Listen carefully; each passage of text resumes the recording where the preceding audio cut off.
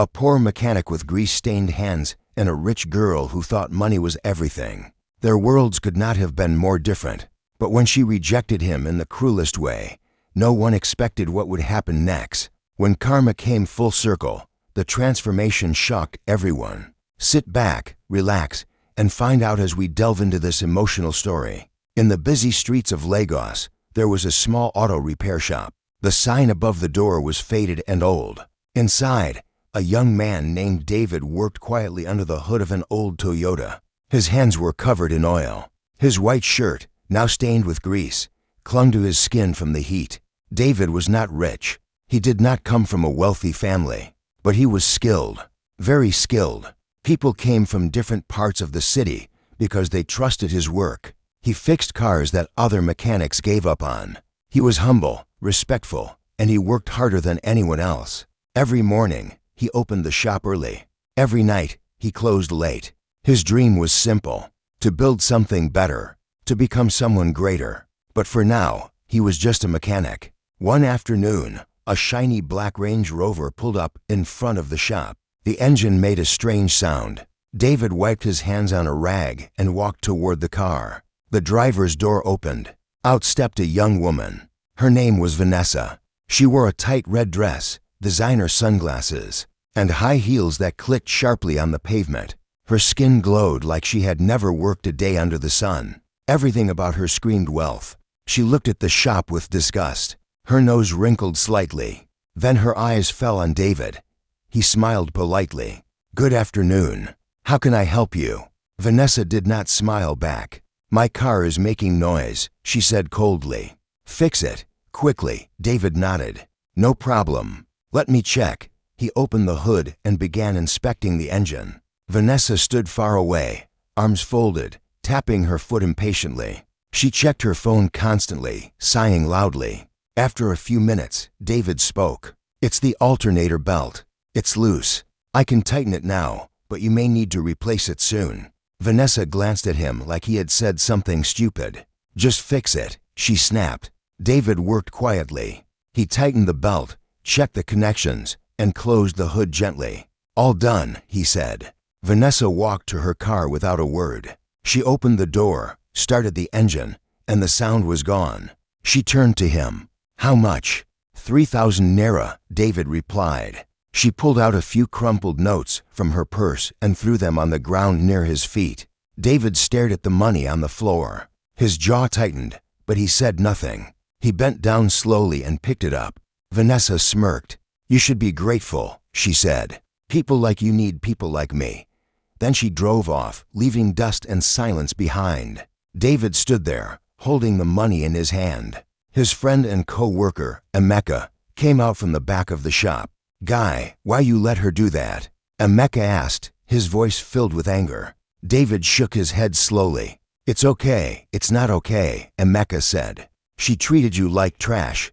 David looked at him. "One day," he said quietly, "people will see me differently." Emeka did not understand, but he saw something in David's eyes, something strong, something that would not break. 2 weeks passed. David continued working in his shop, but something had changed inside him. He started staying up late, reading books on business, studying how successful people built empires. He saved every naira he earned. He stopped buying unnecessary things. He had a plan now, a vision. Meanwhile, Vanessa's life continued as usual. Parties, shopping, luxury restaurants. She posted pictures online every day. Her followers called her a queen. She believed them. One evening, Vanessa's father, Chief Williams, sat with her in their large living room. The walls were covered with expensive paintings. The furniture was imported. Everything in the house screamed power. "Vanessa," her father said, his voice deep and firm, "I've been thinking. You need to start learning the business." Vanessa looked up from her phone. "Business? Daddy, I'm not interested in all that." Chief Williams leaned forward. "You think this wealth will last forever by itself? You must understand how things work." She rolled her eyes. "That's why we have managers." Her father's face became hard. "Vanessa, listen to me. Money does not respect lazy people. You must learn." She stood up. "Daddy, I'm going out." And she left. Chief Williams watched her go. He shook his head slowly, worry filling his eyes. 1 month later, David received a phone call. It was from a man named Mr. Okafor. "David, I've been hearing good things about you," the man said. "I own a fleet of commercial vehicles. I need someone I can trust to manage all repairs and maintenance. Are you interested?" David's heart raced. "Yes, sir. I'm very interested." "Good.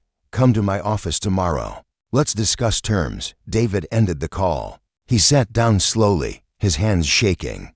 Emeka saw him and rushed over. "What did happen?" David looked up. "This is it. This is the opportunity I've been waiting for." The next day, David went to Mr. Okafor's office.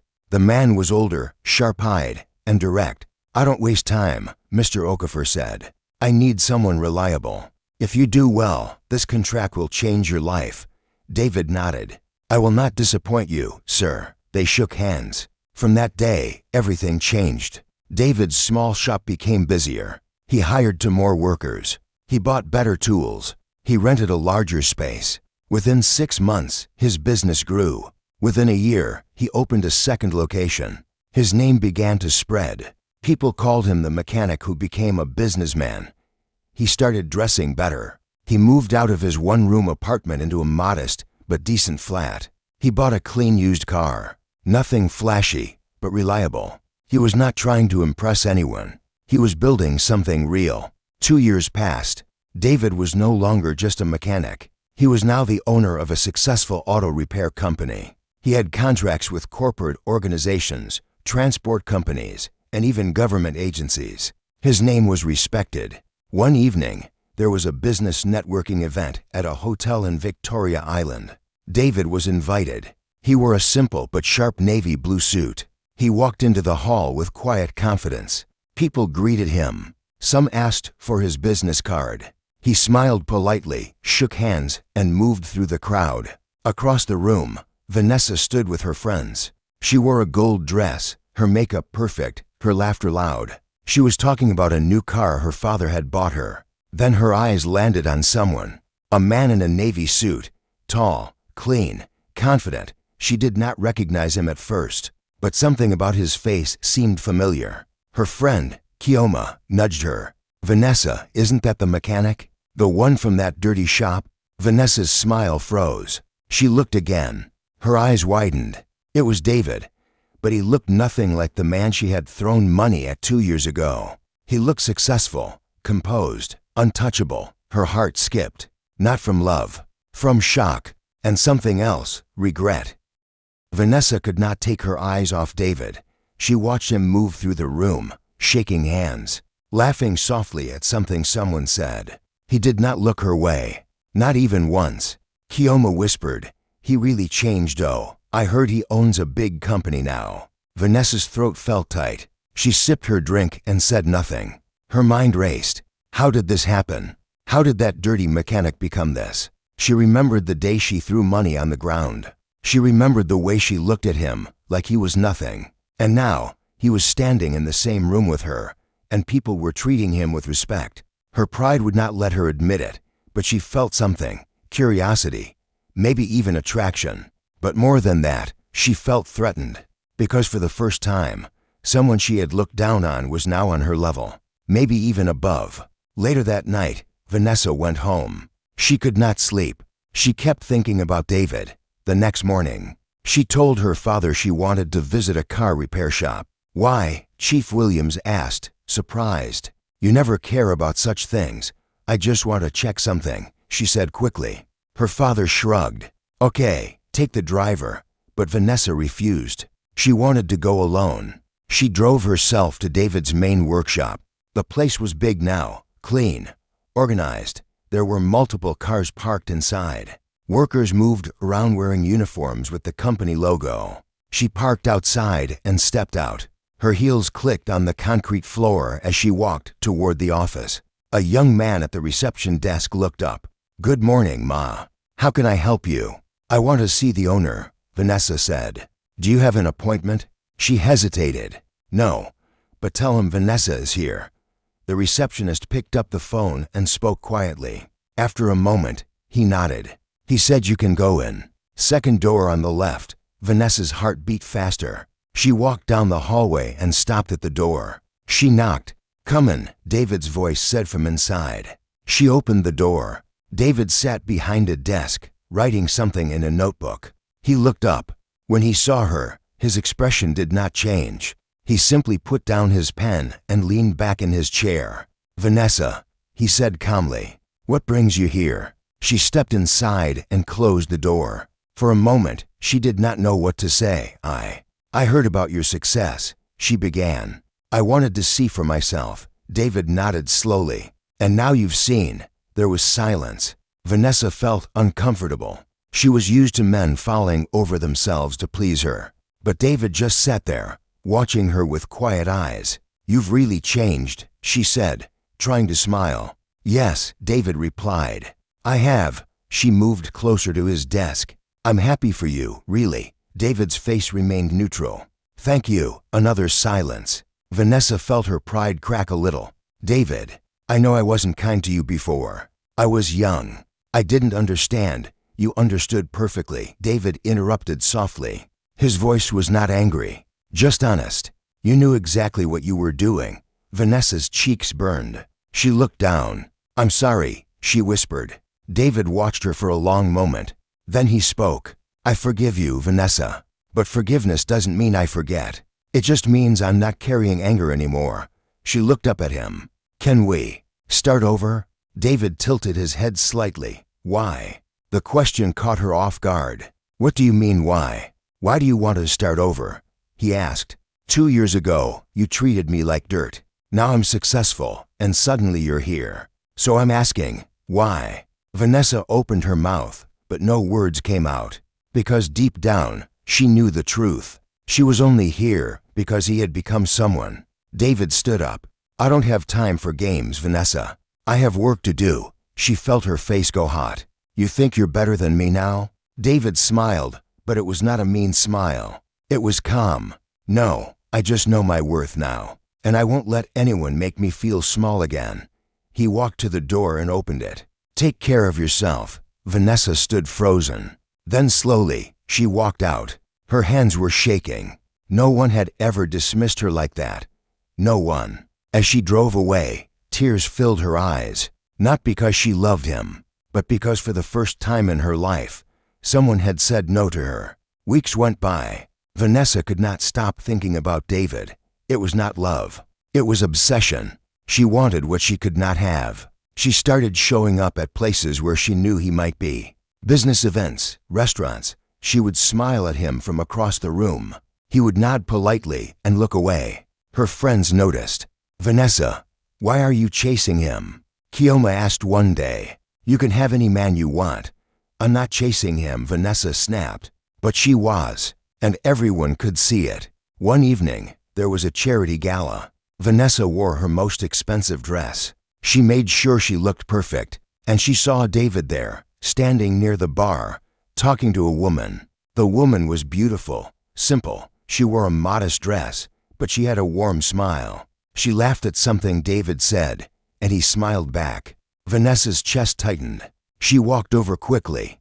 "David," she said, her voice loud. David turned. "Vanessa, who is this?" Vanessa asked, her eyes on the woman. The woman smiled politely. "I'm Grace. Nice to meet you.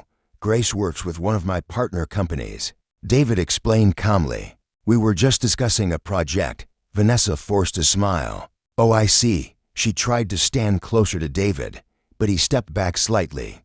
Grace noticed the tension. "I should go," she said softly. "David, we'll talk later." She walked away. Vanessa turned to David. "You're seeing her." "That's none of your business," David said. His tone was not harsh, just final. "I care about you," Vanessa said suddenly. David looked at her, his eyes searching her face. "No, you don't. You care about the idea of me now. But you didn't care when I was struggling. People change," she said desperately. "Yes," David agreed. "I did." He walked away, leaving her standing alone. Vanessa felt something break inside her. She went home that night and cried. Real tears, not because she loved David, but because she realized something painful. The world did not revolve around her anymore. Meanwhile, David's life continued to grow. He was invited to speak at business seminars. He mentored young entrepreneurs. He gave back to his community, offering free training to young people who wanted to learn a trade. One day, Mr. Okafor called him. "David, I want to expand. I'm opening a logistics arm of my company. I want you to be my partner." David's heart swelled. "Partner? Yes, equal share. You've earned it." David closed his eyes. "Thank you, sir. I won't let you down." When he told Emeka, his friends screamed and hugged him. "Guy, you done blow." David laughed. "We blow, my brother. We blow together." But even in his success, David remained humble. He did not forget where he came from. He still visited his old neighborhood. He still helped people who needed it. And one Sunday, he went to visit his mother in the village. She was a petty trader, selling vegetables in the market. When she saw him, she dropped her tray and ran to him. My son, my son." She hugged him tightly. David held her and whispered, "Mama, I made it. We made it." She wept on his shoulder. "I knew you would. I always knew." Back in Lagos, Vanessa's life began to fall apart. Her father's business faced a major scandal. False deals, corruption charges. Chief Williams was arrested. Their assets were frozen. The mansion, the cars, everything. Vanessa, who had never worked a day in her life, suddenly had nothing. Her friends stopped calling. The parties stopped. The luxury stopped. She moved into a small apartment. She had to sell her jewelry to pay rent. For the first time, she understood what it meant to struggle. One afternoon, she was walking down the street, carrying a bag of groceries. She was tired. Her hair was not styled. Her clothes were simple. Then she saw him, David. He was stepping out of a car in front of a restaurant. He looked clean, sharp, successful. Their eyes met. Vanessa froze. David walked toward her. She wanted to run, but her feet would not move. "Vanessa," he said gently. She looked down. "David, I heard about your father," he said. "I'm sorry." She bit her lip. "It's fine." There was silence. Then David spoke again. "Do you need help?" Vanessa's eyes shot up. "What?" "I asked if you need help," he repeated. Tears filled her eyes. "Why? Why would you help me after everything I did?" David's face softened. "Because I'm not you. I don't repay cruelty with cruelty." She broke down. Right there on the street. She covered her face and sobbed. David stood there quietly. Then he reached into his pocket and pulled out a business card. "Come to my office tomorrow," he said. "I'll see what I can do." He placed the card in her hand and walked away. Vanessa stared at the card, tears streaming down her face. The next day, she went to his office. David offered her a job, a real job, in his company. Not as a manager, not as a boss, but as a receptionist. "It's honest work," he said. "If you want it."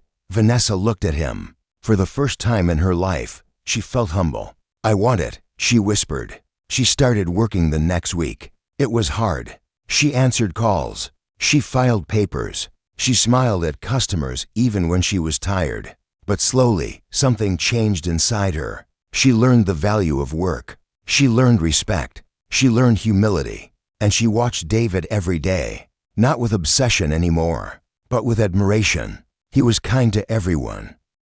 He treated his workers well. He never raised his voice. He led with wisdom. One evening, after work, Vanessa stayed behind. David was still in his office. She knocked gently. "Come in," he said. She entered. "David, I just want to say thank you for giving me a chance." He looked up from his papers. "You're doing well, Vanessa. Keep it up." She nodded. Then she asked, "Why did you help me?" "Really?" David leaned back. "Because I believe people can change. You were cruel to me, yes, but I won't let that make me cruel too. I choose to be different." Vanessa's eyes filled with tears again. "I was so wrong about you." David smiled. "Yes, you were." She laughed softly, wiping her eyes. "Can I ask you something?" "Go ahead." "Do you think one day you could forgive me, truly?" David was quiet for a moment. Then he spoke. "I already have, Vanessa. But forgiveness doesn't mean we go back. It means we move forward, separately." She nodded slowly. She understood. And for the first time, she accepted it. Months passed. Vanessa became better at her job. She learned, she grew. She even started taking night classes to study business management. David noticed. One day, he called her into his office. "I'm promoting you," he said. Vanessa's eyes widened. "What? You've worked hard. You've changed. I'm moving you to the operations department." She could not speak. She just nodded, tears in her eyes. "Thank you," she whispered. David smiled. "You did this yourself." As she left his office, she realized something. She did not want David anymore. She wanted to be like him, strong, kind, unbothered by the past. Meanwhile, David's company continued to grow. He became one of the most respected young entrepreneurs in Lagos. People wrote articles about him. He was invited to speak on TV, and through it all, he remained the same, humble, focused, grateful. One evening, he stood on the balcony of his new home, looking out at the city. Emeka joined him. "Guy, you done blow proper," Emeka said, laughing. David smiled. "We blow together, my brother." Emeka shook his head. "You know say that babe Vanessa, she still day look you." David chuckled. "I know, you go give her chance." David was quiet. Then he said, "Some people come into your life to teach you lessons. Vanessa taught me to know my worth, but that doesn't mean she's the one to walk the journey with me." Emeka nodded. "You wise guy." David looked up at the sky. "I just want to keep building, keep helping people. That's what matters." And in that moment, he felt complete. Not because of money, not because of revenge, but because he had become the man he always knew he could be. 2 years later, David stood in front of a crowd. He was giving a speech at a youth empowerment program he had founded. Young people from poor backgrounds sat listening, their eyes filled with hope.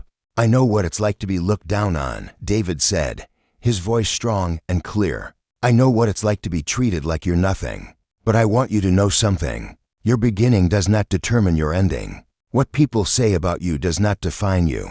You define you." The crowd erupted in applause. In the back row, Vanessa sat quietly. She was no longer his employee. She had started her own small business selling clothes online. It was not big yet, but it was hers. She watched David speak, and she smiled, not because she wanted him, but because she was grateful. Grateful that he had shown her a better way to live. After the event, people gathered around David. They shook his hand. They took pictures. Vanessa walked toward him slowly. When he saw her, he smiled. "Vanessa, good to see you. You too," she said. "That was a powerful speech. Thank you." There was a pause. Then Vanessa spoke. "I just wanted to say, I'm proud of you, and I'm grateful for everything you taught me." David nodded. "I'm proud of you too. You've come a long way." She smiled. A real, genuine smile. "I have. And it's because you showed me what true strength looks like." They stood there for a moment. No tension, no pain. Just a people who had once crossed paths in the worst way, now standing in peace. Then Vanessa said, "I should go. I have orders to pack." David laughed. "Business owner now. I like that. I learned from the best," she said. And she walked away. David watched her go, and he felt something lift from his chest. Full closure, full peace. That night, David sat in his office. He looked at a picture on his desk. It was of him and his mother on the day he bought her a new house in the village. She was smiling so wide. He whispered, "We made it, Mama. We really made it." His phone buzzed. It was a message from Grace, the woman he had been seeing. "Dinner tomorrow?" He smiled and typed back, "Yes, I'll pick you up at 7. He put his phone down and leaned back in his chair. His journey had not been easy. He had been rejected, humiliated, looked down on. But he did not let that break him. He let it build him. And now, he was not just successful. He was fulfilled. He was respected. He was loved. And most importantly, he knew his worth. In life, people will judge you by what they see on the outside. But your true value is not in your appearance or your status. It's in your character. It's in your heart. It's in how you treat people when you have nothing, and how you treat them when you have everything. David had been rejected by a rich girl who thought money made her better, but he became the man everyone wanted, not because he sought revenge, but because he chose to rise. The story teaches us that rejection is not the end. Sometimes rejection is redirection. Sometimes The people who look down on you are the ones who will later wish they had treated you better. But by then, you'll be too busy building your future to look back. So tell me, what did you learn from this story? Share your thoughts in the comment section. I would love to read from you. Another very interesting story will be uploaded in a few days. So subscribe to the channel and turn on your notification bell so you will be notified immediately I upload the next story. If you enjoyed this one, don't forget to like this video and share it with your friends so others can also learn from it. Thank you so much for watching. God bless you.